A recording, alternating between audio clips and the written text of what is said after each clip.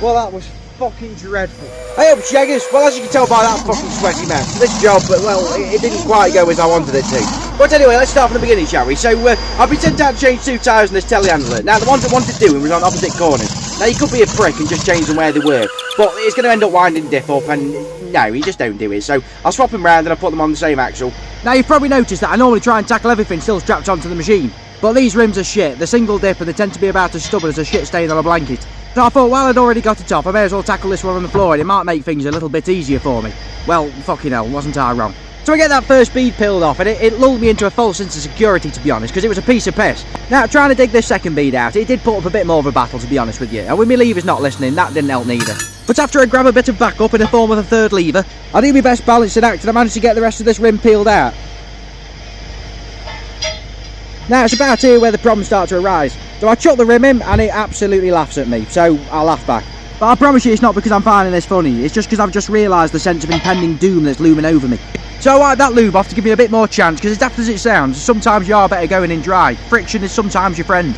But yeah, this is one of them times where it starts playing ball with me, to be honest. In fact, it just makes me look like more of a twat. So I'm about fucking fed up with this now, to be honest, so I decided to go on to plan B. So I mount the wheel back on the hub and I'll see if gravity can help me, because fucking hell, I need all the help I can get at the minute. Now, the problem with these tyres was the beads were closer than a pair of incest twins. Where normally I can just dig the first bead in, it's constantly wanting me to fit the 2 beads, and it's just a massive twat, to be honest. But I managed to get my G-clamp just holding that first bead on, and while holding the second bead out so I don't fit that as well, I managed to get a bite. It's fucking made me cross this one. Now that might seem like a bit of an anticlimax and celebration, because as you can see the tyre's nowhere near fucking fitted yet. But that first bite of the first bead means the hardest bit of this one's done. Now in an ideal world, before I come and fit these tyres, they could have done with juice putting in them, blowing up and then just leaving for about a week, to be honest with you. Because when they get dropped off from the courier, well, they turn up looking like some sort of latex bondage gimp. They put these stupid fucking straps around them and then ratchet them up within an inch of their fucking life. And all it does is it just makes my life bloody hard work, to be honest with you. Not only does it make him hard to fit, but it also makes him a twat to blow up as well, as I'm about to painfully demonstrate. But I get that last bite done and this first one's on. Well, that was fucking dreadful. I know we've just got to get it fucking blow up, but I don't fancy me fucking chances. Look at gaps there, look. So we drop the jack down, just try and close that gap. It has closed up a bit. And then it's just time to get the master blaster out. So after a quick compilation of it saying no, it finally says yes. So that's this first one sorted. So who's sticking around for a second one?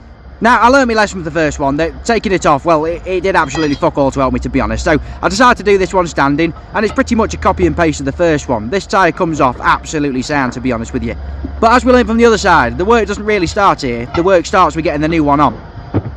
Now, this is what I mean about the beads being fucking stupid. So I can't even get my fist through there, and it's wanting mounting on a wheel that's that fucking wide. So you can see where I'm having the issues.